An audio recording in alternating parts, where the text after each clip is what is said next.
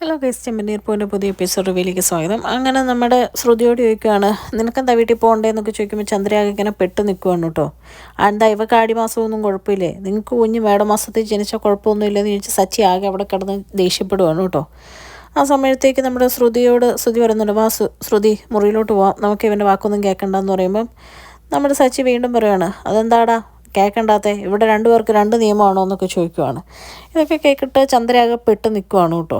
ആ സമയത്ത് ചന്ദ്ര പറയുന്നുണ്ട്, എടാ അവളെങ്ങനെ പോകാനാ, അവളുടെ അമ്മ വീട് ഇവിടെ ഇല്ല, പിന്നെ അച്ഛൻ അങ്ങ് പുറത്തല്ലേ വിദേശത്തല്ലേ എന്ന് ചോദിക്കുമ്പോഴത്തേക്ക് സച്ചി ചോദിക്കുന്നുണ്ട്, അപ്പോൾ ഇത്രയും നാൾ ഇവളെന്നാ പിന്നെ വഴിയിൽ കാട്ടിലാണോ കിടന്നുകൊണ്ടിരുന്നത്, എവിടേക്കെങ്കിലും പറഞ്ഞു വിടണമെന്ന് പറയുകയാണ്. ആ സമയത്ത് ചന്ദ്ര പറയാണ്, മോളെ എൻ്റെ കൂടെ വാ, മോളെ എൻ്റെ മുറി കിടന്നു എന്ന് പറയുകയാണ് കേട്ടോ. ഇത് കേൾക്കുന്ന ശ്രുതിക്ക് ഒരുമാതിരി അടി കിട്ടിയല്ലോ ആവുകയാണ്. ശ്രുതിക്ക് ആകെ സങ്കടമാവണം കേട്ടോ. സച്ചിക്കാണെങ്കിൽ ഭയങ്കര സന്തോഷമാവുക.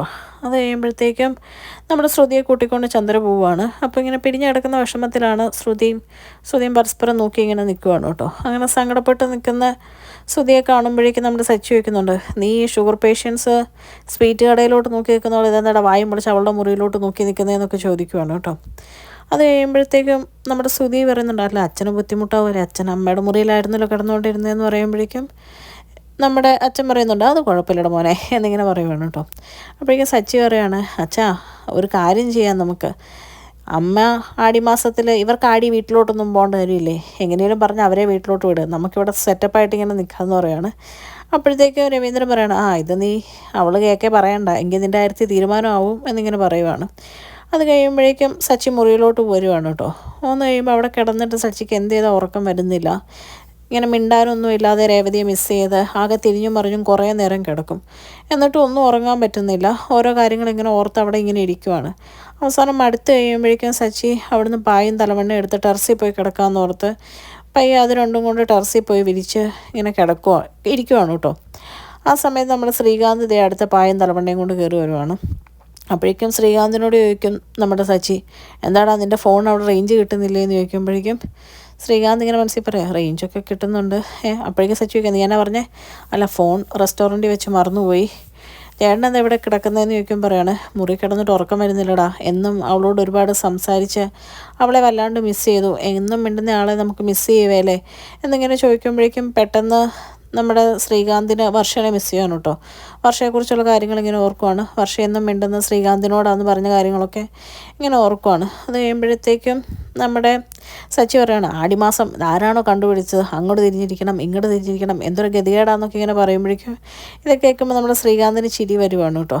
എന്നിട്ട് പറയാണ്, അവളോട് മിണ്ടാഞ്ഞിട്ട് എന്തോ ഒരു ഉറക്കം വരുന്നില്ല എന്ന് പറയുന്ന സമയത്ത് നമ്മുടെ രേവതി കറക്റ്റ് സച്ചിയുടെ ഫോണിലോട്ട് വിളിക്കുവാണ് കേട്ടോ.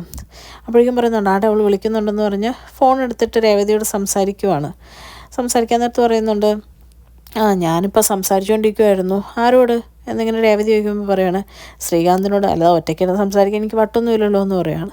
ആ സമയത്ത് രേവതി മുറിയിൽ നിന്നാണ് കേട്ടോ സംസാരിക്കുന്നത്. അപ്പോഴേക്കും സച്ചി പറയുന്നുണ്ട്, ഞാൻ ടെറസിലാണ് കിടക്കുന്നത്, നല്ല നിലാവുണ്ട്, ഇന്ന് പൗർണമിയാണോ എന്നൊക്കെ ചോദിക്കുന്നുണ്ട്. അപ്പോൾ രേവതി ചോദിക്കുന്നുണ്ട്, നല്ല നിലാവുണ്ടോ എന്ന് ചോദിച്ചാൽ രേവതി നിലാവ് കാണാൻ വേണ്ടി വെള്ളോട്ടിറങ്ങി ഓടുവാണ് കേട്ടോ. ഇതൊക്കെ കണ്ട് ദേവു ഇങ്ങനെ അവിടെ ചിരിച്ചുകൊണ്ട് നിൽക്കുവാണ്. ആ സമയത്ത് ലക്ഷ്മിയമ്മ മുറിയിലോട്ട് വന്ന് ചോദിക്കും, രേവതി എന്തെന്ന് ചോദിക്കാൻ പറയും, ചേച്ചി നിലാവ് കാണാൻ വേണ്ടി പോയി എന്ന് പറയും കേട്ടോ.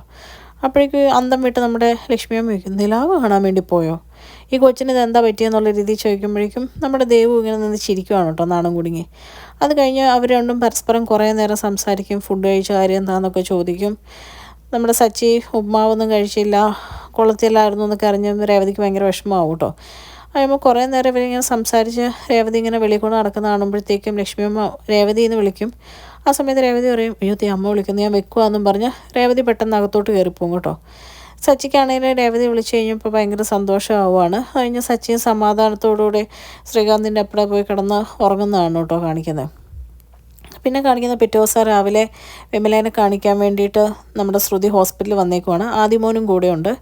അപ്പോൾ ഡോക്ടറെ കയറി കാണുമ്പോൾ ഡോക്ടർ ചോദിക്കുന്നുണ്ട്, കല്യാണി വീണ്ടും കല്യാണം കഴിഞ്ഞായിരുന്നല്ലേ, ഞാൻ അറിഞ്ഞു, നന്നായി എന്നൊക്കെ ഇങ്ങനെ പറയുവാണ് കേട്ടോ. കഴിഞ്ഞ് വിമലേനെ ടെസ്റ്റ് ചെയ്ത് കഴിയുമ്പോൾ പറയുന്നുണ്ട്, പ്രഷർ തീരെ കുറവാണല്ലോ, പണിക്കൊന്നും പോകാണ്ട് റെസ്റ്റ് എടുത്തുകൂടെ എന്ന് ചോദിക്കുമ്പോഴത്തേക്കും നമ്മൾ ശ്രുതി പറയുന്നുണ്ട്, വർക്കിനൊന്നും പോകണ്ട, മോനെ കൂടെ നോക്കുന്നതുകൊണ്ട് പോകണ്ടെന്നൊക്കെ ഞാൻ പറഞ്ഞാൽ പക്ഷെ കേൾക്കത്തില്ല എന്നൊക്കെ പറയുന്നുണ്ട് കേട്ടോ. കഴിയുമ്പം വിമലയോട് ഡോക്ടർ പറയുന്നുണ്ട്, പ്രഷർ എന്തായാലും കുറവാണ്, ഫുഡൊന്നും കറക്റ്റ് കഴിക്കുന്നില്ലേ, എന്തായാലും ഇനി ഷുഗറൊന്ന് ടെസ്റ്റ് ചെയ്യണം, ഷുഗർ ടെസ്റ്റ് ചെയ്താലേ ഇനി അറിയത്തുള്ളൂ എന്നിങ്ങനെ പറയുവാണ് കേട്ടോ.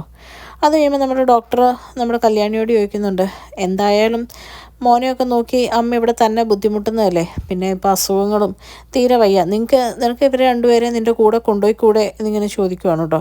ആ ചോദ്യം കേൾക്കുമ്പോഴേക്കും ആകെ കൂടെ നമ്മുടെ ശ്രുതി അങ്ങ് വിളറി വേർത്തങ്ങിരിക്കുവാണ്. ഒന്നും മിണ്ടാൻ പറ്റാത്ത രീതിയിൽ ടെൻഷൻ അടിച്ചിരിക്കുന്ന ശ്രുതിയെ കാണിച്ചുകൊണ്ടാണ് കേട്ടോ ഇന്നത്തെ എപ്പിസോഡ് അവസാനിക്കുന്നത്. ചാനൽ ഇഷ്ടപ്പെട്ട ലൈക്ക് ചെയ്യാനും സബ്സ്ക്രൈബ് ചെയ്യാനും മറക്കല്ലേ.